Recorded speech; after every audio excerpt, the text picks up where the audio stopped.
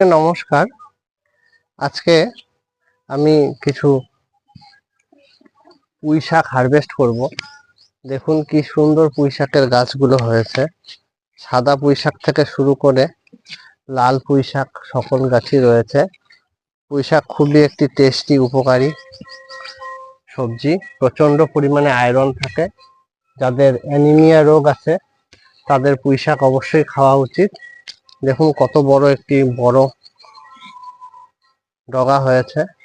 এই ডগাটির এখান থেকে কিছু কিছু কুশি বেরোচ্ছে, সেই কুশির ওপর থেকে কেটে নেব। তাহলে কি হবে, তার সাইড থেকে আরো অনেক ব্রাঞ্চ বেরোবে। পুঁই শাক বা যে কোনো রকম শাক খেলে অল্প একটু লেবু খাওয়ার চেষ্টা করবেন।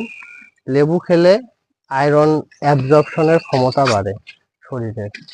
লেবু ছাড়া আয়রন অ্যাবজর্পশন হয় না। দেখুন আরো একটি ডাঁটা কত বড় হয়েছে। দুটো সাদা পুঁই শাকের ডগা কাটবো, আর ওই সাইডে লাল পুঁই শাক রয়েছে, লাল পুঁই শাকেরও ডগা কাটবো। দেখুন কিরকম লঙ্কা হয়েছে। দেখুন এই লঙ্কাগুলো আকাশি লঙ্কা, থাইল্যান্ডের বারসাই চিলির মতনই দেখতে। সঠিক ভ্যারাইটি বলতে পারছি না, কিন্তু এরকম সবুজ থেকে একটু কালচে হয় আর পাকলে কমলা রং ধারণ করে। খুবই ঝাল এবং দেখতেও খুব সুন্দর, ফলনও বেশি। দেখুন কচু, এগুলো হচ্ছে পঞ্চমুখী কচু। নিচে বড় বড় কন্দ হয় পঞ্চমুখী কচুর। চলুন আর আর হচ্ছে লাল পুঁই শাকটা কেটে নিই।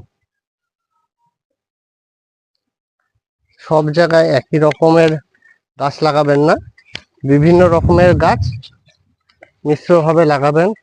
দেখুন কত বড় ডগা পুঁই শাকের। সাদা পুঁই শাক, লাল পুঁই শাক। এই লাল পুঁই শাকটি এখন কেটে নেব। গোড়াটা নিচে আছে, এদিক থেকে অনেক কুশি বেরোচ্ছে, এই জায়গা থেকে কেটে নেব। খুবই টেস্টি হয় পুঁই শাক, খেতে খুব মজা লাগে। আর লেবুর কথা বললাম, এই যে দেখুন এই পাতি লেবু গাছটিতে আমার কত ফুল এসছে এখনই, এবং কত লেবু হয়ে আছে। ফেব্রুয়ারি মাসের লেবুগুলো, ফুলগুলো লেবু হয়ে গেছে এবং নতুন করে আবার ফুল আসছে, সেগুলো থেকে লেবু হচ্ছে। 12 মাসই কলকাতা পাতি লেবু গাছ। নমস্কার।